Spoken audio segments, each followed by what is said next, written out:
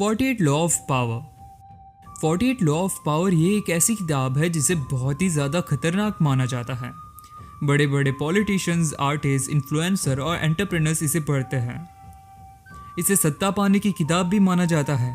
जो लोग अपने ज़िंदगी में पावर पाना चाहते हैं वो इस किताब को ज़रूर पढ़ते हैं। इस किताब को लोग क्रिटिसाइज़ भी किया करते हैं। इससे आप अच्छे और बुरे दोनों काम कर सकते हैं। ये आप पे है कि आप क्या करना चाहते हैं। This book is beyond good and evil. इसे आप अपने ओपन माइंड के साथ देखें और समझें। ये कोई अच्छी या बुरी किताब नहीं है, ये समझने वाली किताब है। तो without doing any further delay हम इसके पहले नियम को जानते हैं। पहला नियम, नेवर आउटशाइन योर मास्टर। कभी भी आप अपने मास्टर को आउटशाइन ना करें। जो हमारे ऊपर है उन्हें मानने दें कि वो हमसे ऊपर ही है। और कभी भी आप अपनी शक्तियों का प्रदर्शन ना करें।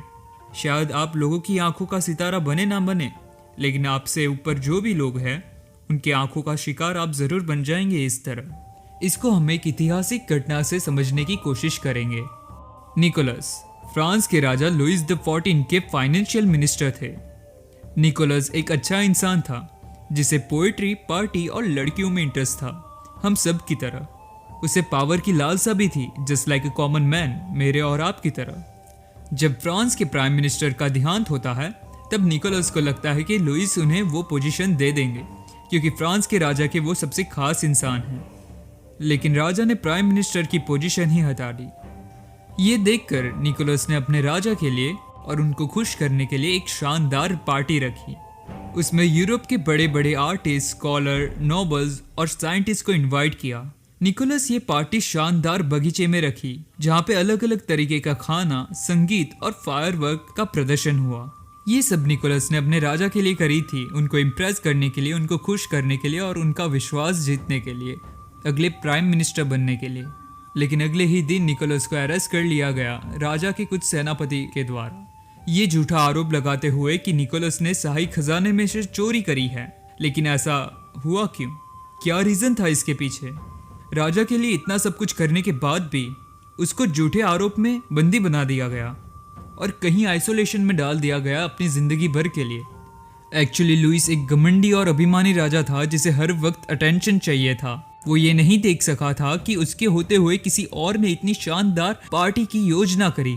उसे ये चीज़ हजम नहीं हुई कि कोई उसका ही मिनिस्टर इतने बड़े बड़े नामों के साथ कोई उत्सव करेगा और कोई इतना भव्य तरीके से उत्सव करेगा। उसे ये चीज़ समझ नहीं आई कि फ्रांस के राजा होते हुए कोई और पार्टी करे, कोई और पार्टी का हेड बने, कोई और इस उत्सव का चेहरा हो। ये सब देखकर फ्रांस के राजा ने दूसरे ही दिन लुईस को कैद कर दिया गया और लंबी जिंदगी भर के लिए किसी आइसोलेटेड पहाड़ के जेल में डाल दिया गया। हर किसी की इनसिक्योरिटी होती है जीवन में। अगर आप किसी की इनसिक्योरिटी जानते हो तो कभी भी उनको ट्रिगर ना करें, इससे कहीं ना कहीं आपका ही नुकसान है। जैसे निकोलस ने अपने राजा किंग लुईस 14 के इनसिक्योरिटी को ट्रिगर कर दिया और उसका परिणाम उसको भुगतना पड़ा। कभी भी ये ना सोचे कि आपका मास्टर अगर आपसे प्यार करता है तो आप कुछ भी कर सकते हैं। मान ले कि आप ज्यादा होशियार है कंपेयर टू योर मास्टर, लेकिन आप कभी भी उन्हें ऐसा फील ना करवाए कि आप ज्यादा होशियार हैं। Make him appear more intelligent than you are. आप उन्हें ज्यादा होशियार दिखाए, ना कि खुद को। दूसरों को आउटशाइन करना हमेशा ही खतरा लाता है। लोग अपनी इनसिक्योरिटी को कन्फर्ट करने के लिए आपको टारगेट करेंगे ही करेंगे।